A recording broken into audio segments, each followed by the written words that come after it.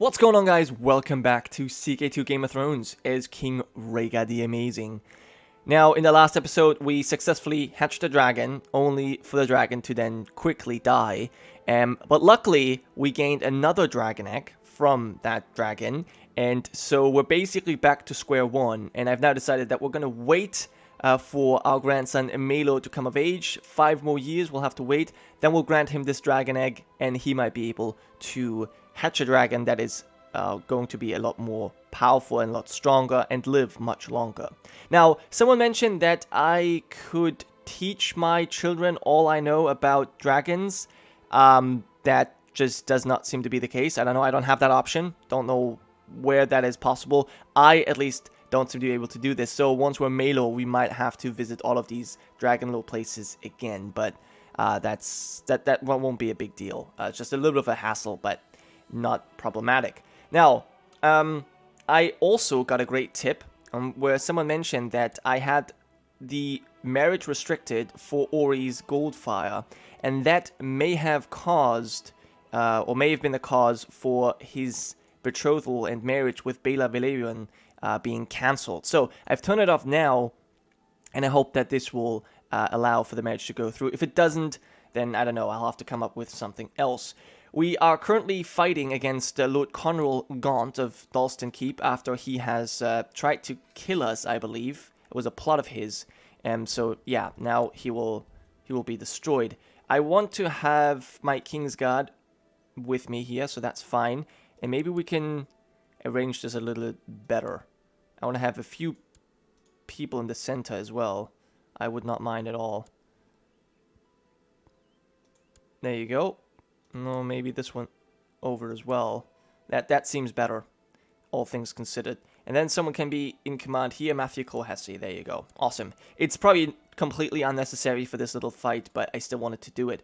Now, while we are moving to fight the army of Master Reginald, I would like to mention, or before we do that actually, there was a request to check out some of the canon characters and see how they've fared. The first one was Samwell Tarly. He is still around, as you can see. He's a bit depressed, but he is married to Jane Drox, and he has definitely had sex because he's had 3 children, and his wife is currently pregnant.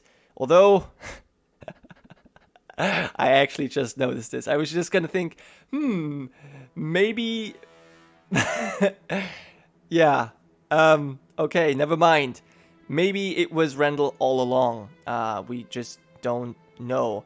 Apparently, Samuel has no problem with Rendell having sex with his wife, so I guess that's how father and son get along.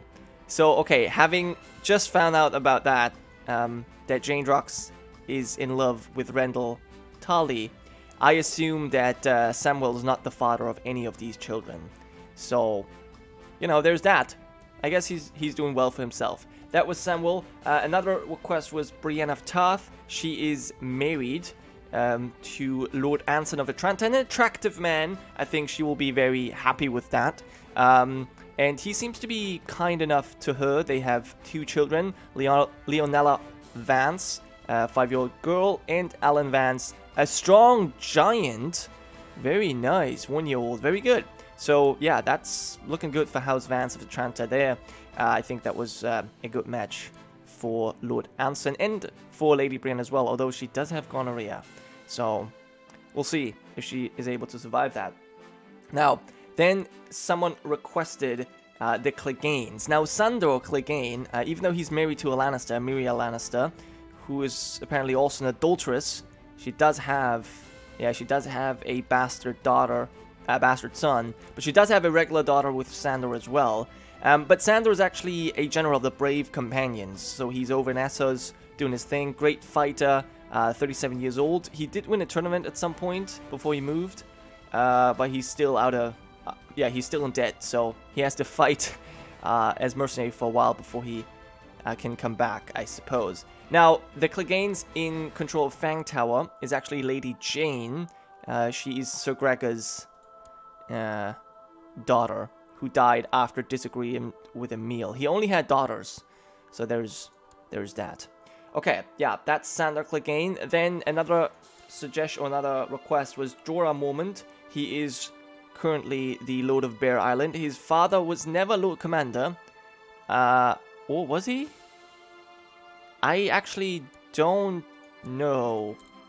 He was... No, he never was. He never was Lord Commander of the Night's Watch. But I guess that doesn't really matter. Jorah is still has Longclaw. He's the ruler of Bear Island. And he never actually married Lyness Hightower. He's always stayed with Natalia Glover. And they have plenty of children. So good for them.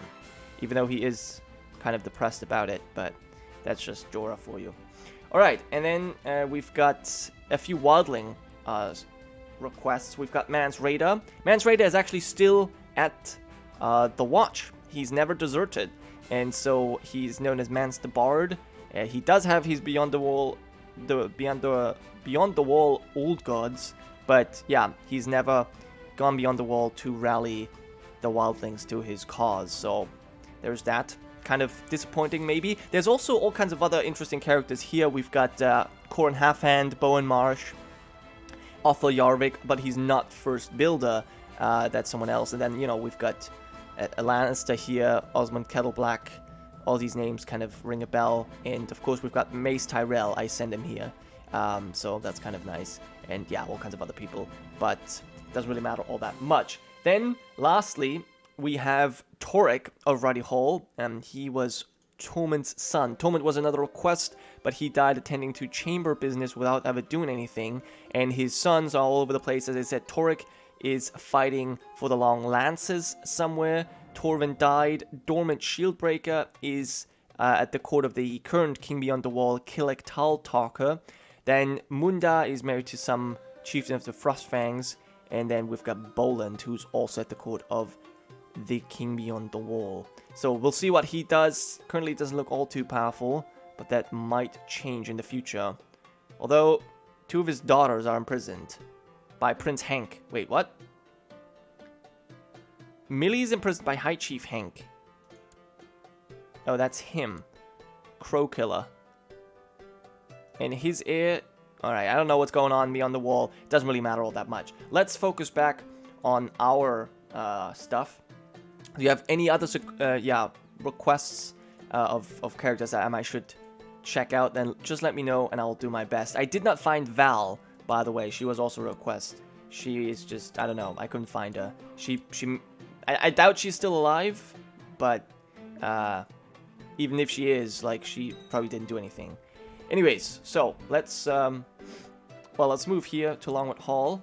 We've improved relations with Gunther. That's always nice. And now let's go to Dalston Keep. This battle should be over quickly. Someone's doing stuff. Always nice. And you guys are crushed. Yeah. That's only 95%. Jenny Kenwick received a beautiful new Robert's Warhammer. Okay. How? That's pretty amazing. I mean, good job, but how, again, did you acquire this? I don't know, but she does now have a son, an ugly son, but that doesn't matter. He's of her dynasty, and he's now going to inherit. So that makes it a little bit more difficult, so I'm not quite sure what to do, because I wanted to land Terrence Lynx.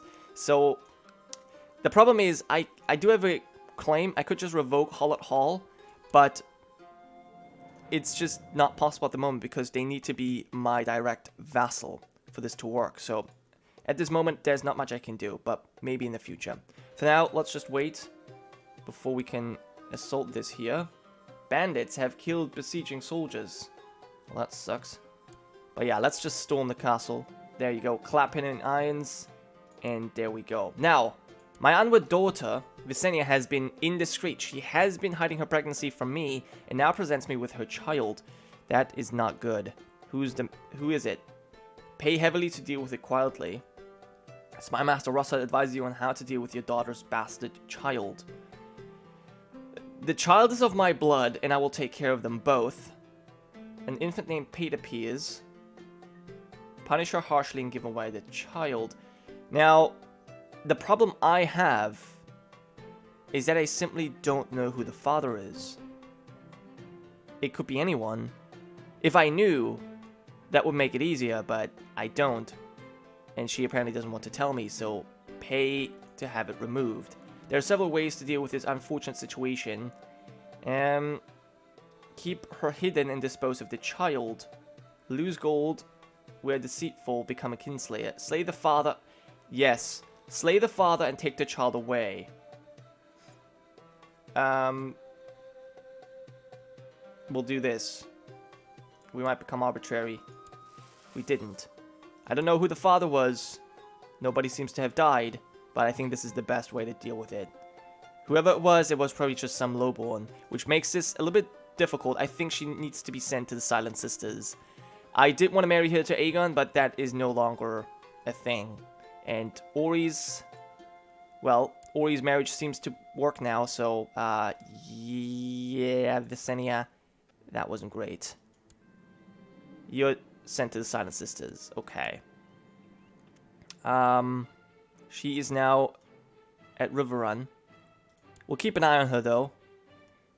And, yeah. Which is weird, because we're Valyrian, but I still think that was kind of the right thing to do. Anyway, we can't have her do these things being indiscreet.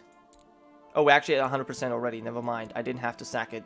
Whatever, our son has recently arrived in Lorath whilst on his foreign tour. There he has been invited to many feasts and events, and was even invited as guest of honor to the wedding of Adelgardo and Vinessa, hosted by the Archon Olorion. Okay. A fascinating event, indeed. Alright, so, Galston, let's do this, and you shall... Well, what shall you... I shall execute you.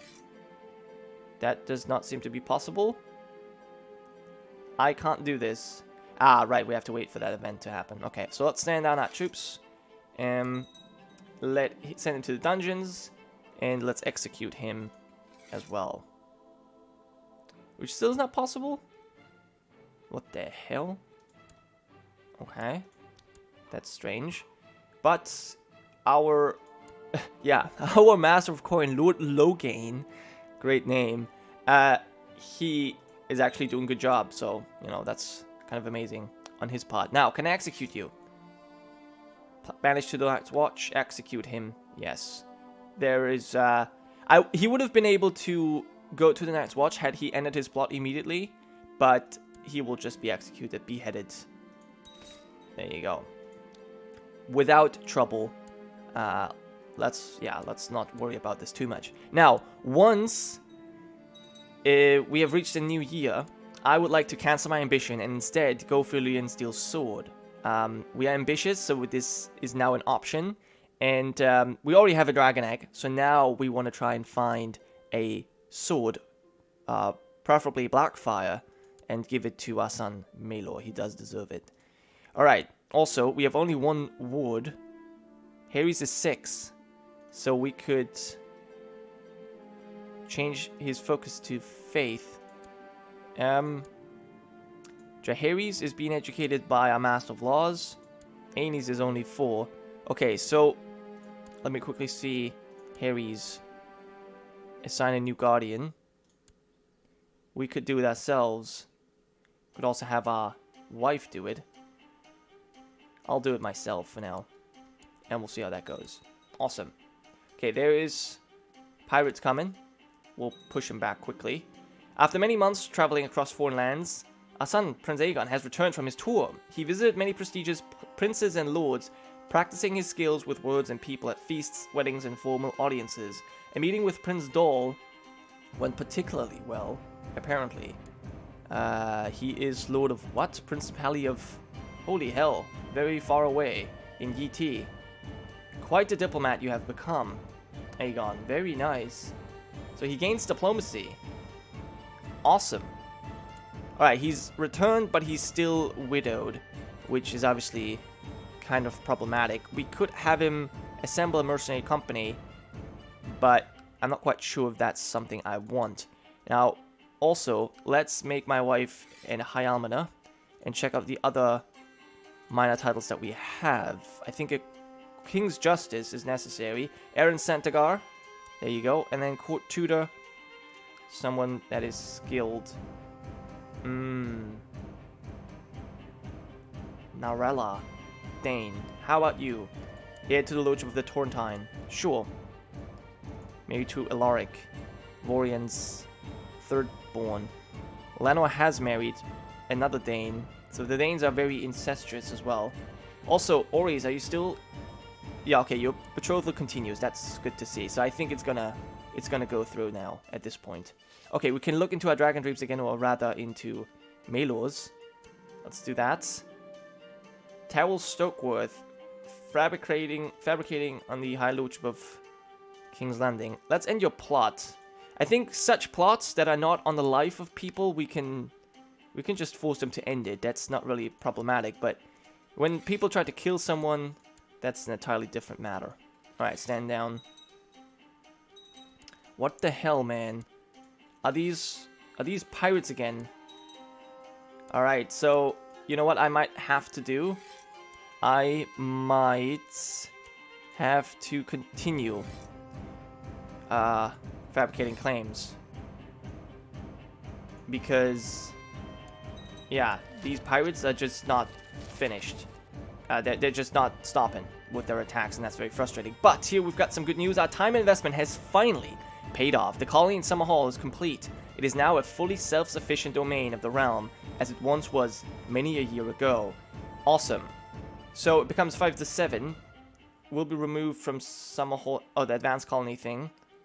Sure. Logan gains prestige. We gain prestige. And it's Kingslander. So, that is amazing. No more colony. We still have the master builder here. And we could build up a castle town. I might want to do that around the palace. That's something we can definitely afford. We do have the master builder as well, so it's making this a little bit faster. And with that, Logan can come back to collect some taxes. Very nice. Now, Summerhall rebuild. That's amazing. What does that mean? I will keep it for now. And I guess it will be given to Maelor once he has come of age. We cannot force train him right now. Okay.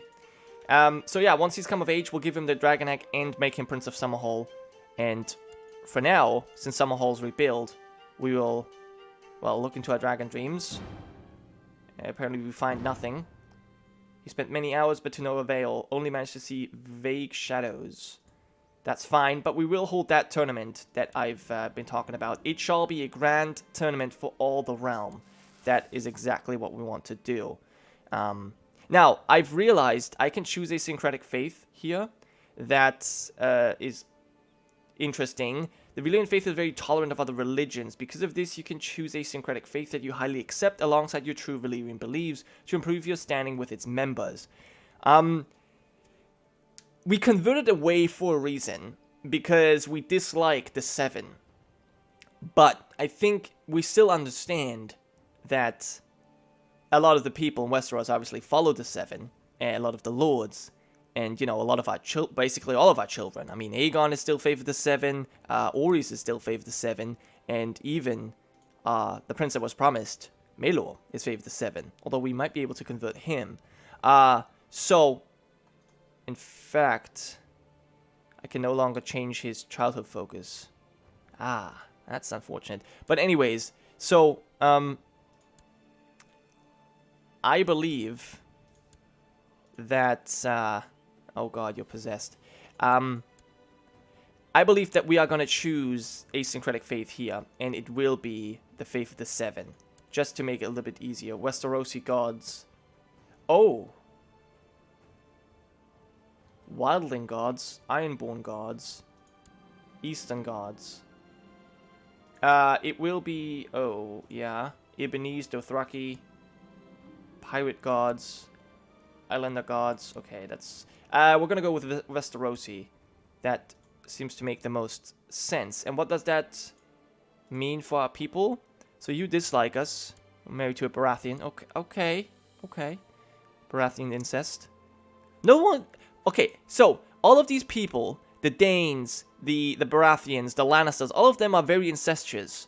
Why do they care so much about us being abominations of incest? Seriously.